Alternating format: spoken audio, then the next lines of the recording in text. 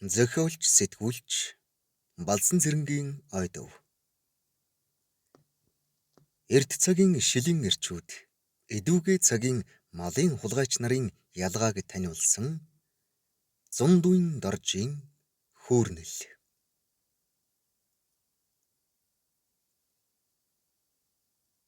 Монгол улсын төрийн сойрхолд соёлын гавьяа зүтгэлтэн яруу найрагч зундуйн доржгой өнөө цагийн хаяага хадардаг харснаа тондог малын хулгайч нарыг үзэн яддаг. Харин эрт цагийн хаяага хадарч харснаа тонж яваагүй шилийн сайн эрчүүдийг хүндэтгэн биширдэг жинхэнэ Монгол эр юмсанч.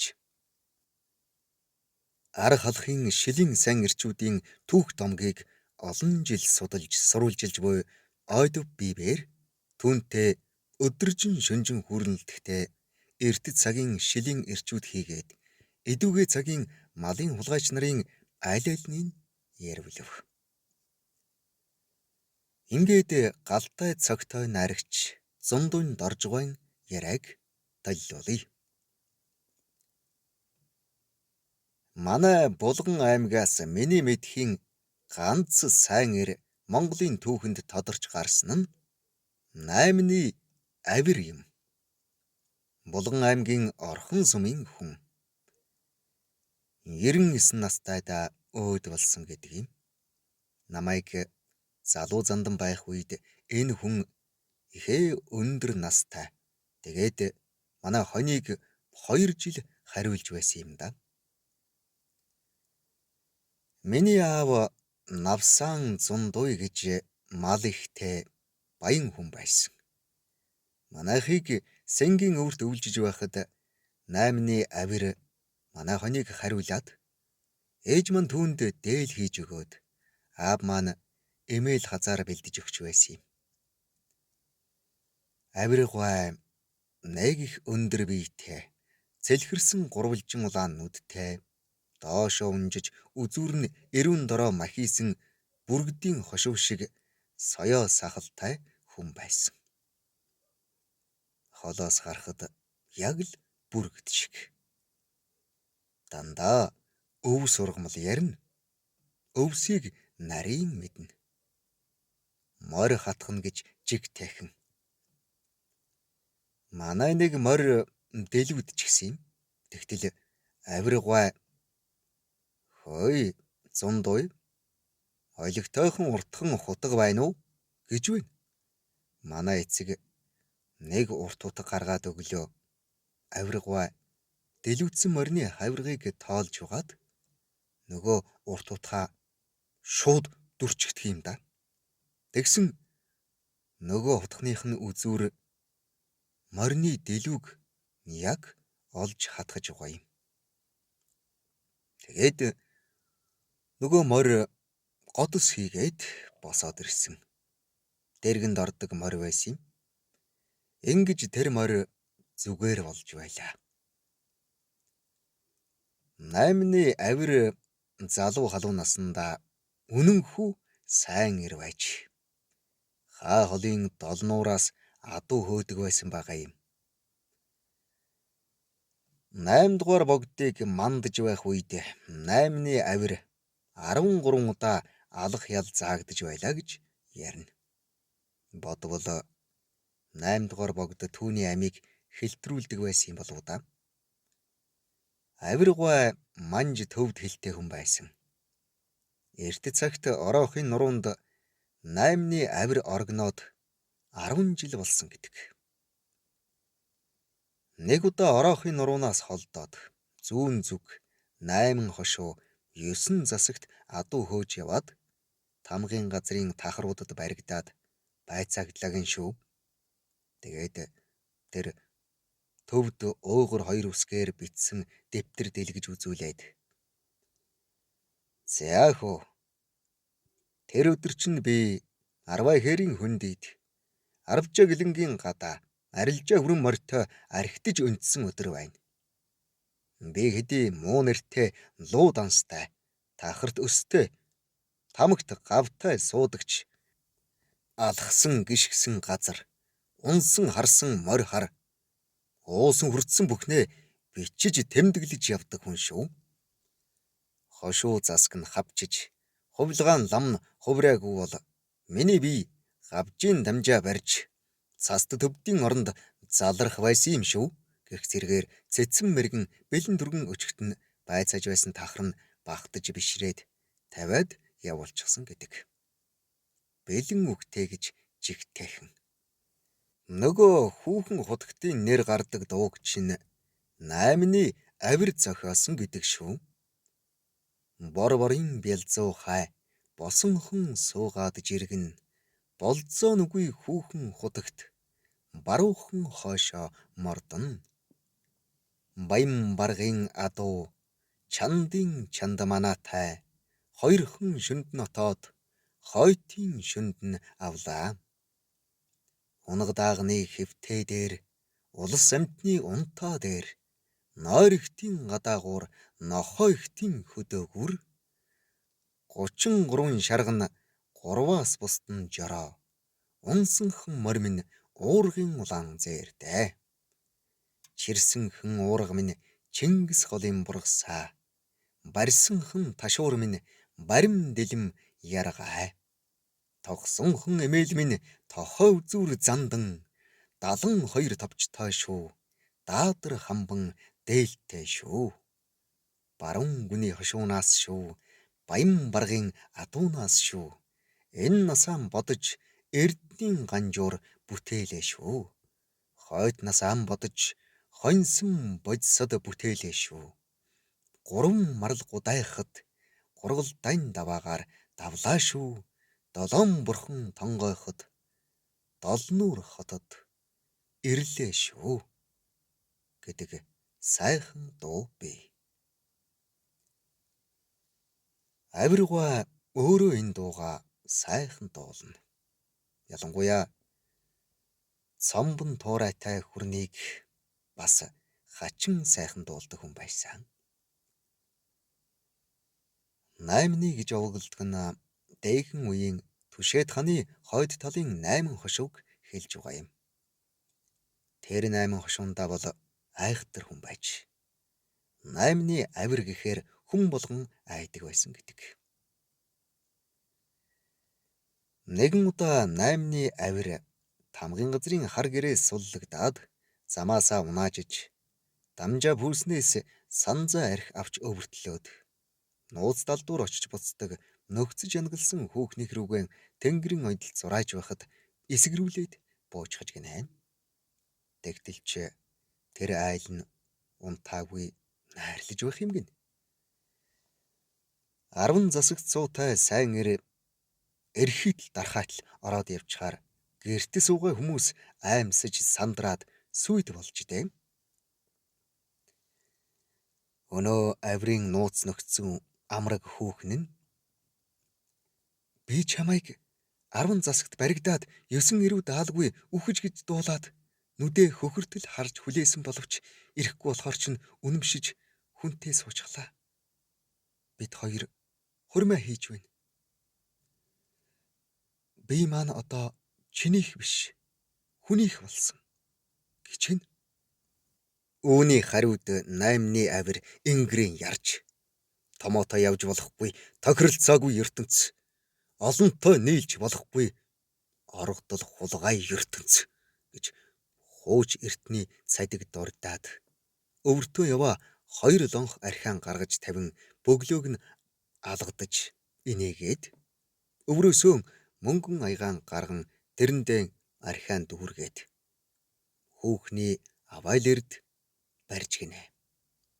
Тэгээд өөрөө завилж суугаад нөгөө хүүхэн худагтад зориулсан дууга эрдүү хоолойгоор дуулаад хайртай хүүхнээ нэг сайн янаглан ширтчихэд гарч отсон гэдэг. Наймны авир гэж ийм хүн байлаа. Манай булганыхан энэ хүнийг андахгүй. Ойдов чиний ар халахын шилийн сан ирчүүд номонд ордог чинь ийм л хүмүүс шүү дээ. Жишээ нь чи галдан бошготыг Монголын нэг номерын шилийн сайн ир байсан гэдгийг мэдэх үү? Мэдэхгүй. Үүнийг надаас өөр хэн ч мэдэхгүй. Би чинь Хаадам багшийнхаа удирдлагын дор төвд хэлний ангид сурч байсан хүн шүү. Тэгээд Галдан бошгот гэж ямар хүн байсан гэдгийг айл эрт мэдээд авчихсан юм. Манайхан Галдан бошготыг манжийн эсрэг тэмцэгч Баатар Жанжин гэж л мэдхээс биш алдартай шилийн сайн ир байсан гэдгийг мэдэхгүй шүү. Одоо харин сүүлийн үеийн түүхч нар Монголын зарим түүхт хүмүүсийн үнэн түүхийг гаргаж ирж байна. Галдан бошгот бол эхэндээ 100 гарын хаан тулсаа хөл дээр нь босгохын тулд өөрийнхөө өрсөлдөгч ноёд баядын адуу малыг тэсгээдгүй. Ялангуяа уйгар манж нарын адуу малыг энэсээ мөрөн хүртэл хөөдөг. Цааш нь бүр Турк руу гаргадаг байсан байгаа юм. Мэдээж тэр ганцаараа хөөхгүй шүү дээ. Жинхэнэ шилийн сайн ирчүүд эндээс л тодорсон. Ерөөсөө эрт цагийн шилийн сайн ирчүүд чинь Галдан бошготоос ихтэй юм шүү. Тэгэлэр Монголын номер 1 шилийн сайн ир хэн бэ? Галдан бошгот. Өөрийнхөө өрсөлдөгч ноёдын адуу малыг баруун тийш нь алс хол хөөгөөд хатуу идэл болгодог байсан хүн. Тэр байтугай Галдан бошгот бүү хийж байсан. Өрсөлдөгч дайсныхаа адуу малыг хөөж явгалах нь тухайн цагийн дайн байлдааны бас нэгэн арга тактик байсан биз? За тэгээд тороо банд тэргүүтээ даргангийн сайн ирчүүд бол ард олныхоо төлөө манжийн эсрэг хөдөлцөх байсан. Урагшаа туугдж байсан Монголын хамаг малыг шилийн ирчүүд л замаас нь тасдаж хөөгөөд нутагтаа буцааж авчирдаг байсан юм. Би энэ үүднээс нь эрт цагийн шилийн ирчүүдийг бол хүндэлдэг. Харин өнөө цагийн хаяага хадардаг зөвхөн хувийн ашиг хонжоо хайгч малын хулгайч нартай бол тэмцэлдэж явсан хүн. Тэр битгий хэл Туваагийн хулгайч нарыг айлгч чи явлаа. Жасраа гуайг ерөнхий сайд Нацгийн баг бандыг их хурлын дарга байх үед би мундашгүй эрх дарахтай байлаа. Тэр үед улсын их хурлын гишүүн Төмөр Далай нар намайг Туваагийн хулгайч нартай тэмцэл хий гэж хангалттай мөнгө өгч байлаа. Ингээд би увсын тэс сумд очлоо. Кино оператор Лавгжав надтай цуг явсан. Туваагийн хулгайч нар манай тэсийн хулгайч нарт авдраар нь арх авчирч өгдөг. Түүний охин оронд тэсийн хулгайч нар нутгаасаа адуу гаргаж өгдөг. Адуугаа алдсан хүмүүс араас нь явах гэхээр хилэн гаргадаггүй. Би тэс сумд очиод цагдаагийн дарга Ахмад Пүрвтэй цуг 10 дугаар багийн 14 хулгайчийг нэг орой барьсан. Пүрв жаахан айгаад байлаа. Тэглэр нь би айлтгүй гэсэн. Надад буу байгаа юм чинь. Тэр шөнө хулгайч нар бидний 69 машиныг ломцсон. Тэгэхээр нь би тэдний өөдөөс хүрз барин дайрч бөө юм болсон. 10 гаруй согтуу хулгайч сартай шөнө багийн төв дээр хурж ирээд зундын дорж байвал гараад ир гэд бахлаар нь Хадбаатар гэж хулгайчин хатвчанд байсан хүрзийг аваад Пүрв цагдаагийн хамт тэдэнтэй нийлээд жанчилдсан. Тэгэхэд тэс сумын харьяат сэтгүүлч даваа кино оператор Лавгжав хоёр бидний нүдэлтэйнийг хараад сүнсэн зайлж шахсан гэдэг. Үүний дараа тэсийнхэн тэр зундын дорж гэдэг хар юм чинь яхаас ч буцахгүй дайсан байна лээ гэж Увс аймаг даяар цууд хараасан байв. Тэр цуурхал намайг маш их зоригжуулсан. Тэгээд тэр ирчээрэн би Туваагийн Кизилд яваад очичихлоо. Оросууд Туваа нарыг бөөсөндөө бариулсан Туваа гээд үзэн яддаг юм. Над дээр Ширчин гэдэг нэг хүн ирж уулзаад юм ярих юм гинэ. Тэгээд би Кизилийн хамгийн том ордонд нь уулзалт хийлээ. Тэд намайг ажигтэх магтаж байна уу? Монгол улсын алдар цуутай яруу найрагч гэж хөөргөөдөл. Би Үхэр Монголын уур хилэн гэдэг шүлгээн уншсан. Сууд их Монгол гүрний судар түүхийг тоочхон зогсож Баатар дайчин тэмцэл зоргоос нь бас жаахан баримтад уулгая. Цагаантан гамингууд дээгхэн үед задиггүйтж байгаад Сүхбаатарт хяргуулсан. Талайн чандаас Квантун зориглоод Дандрын хороонд хуухлуулаад буцсан. Сахалт Сталинаас дэлхий даяараа сандарч аймсан хэлмэгдэж байхад ганцхан Монголын хазгар гиндэн ганцын Кремльд хугшаасан. Домогт Кавказд Монгол удмын догшин шийдэмгий Жохор Дудаев Баатар Москвата цанхаалж үзэлцээд бас саяхан тун их төвдүүлсэн. Тэнгэрийн хаяанд тулж байж иргэдэг тэрслүү Монголоос аюу тугай эмээдгүй. Үххийг унтахын чинээ сандаггүй. Үзэлцээд хэлбэл үххээс нааш салдаггүй. Үхэр Монголын уур хилэнгэл үеийн үед дахиж битгий төрүүлээрэ.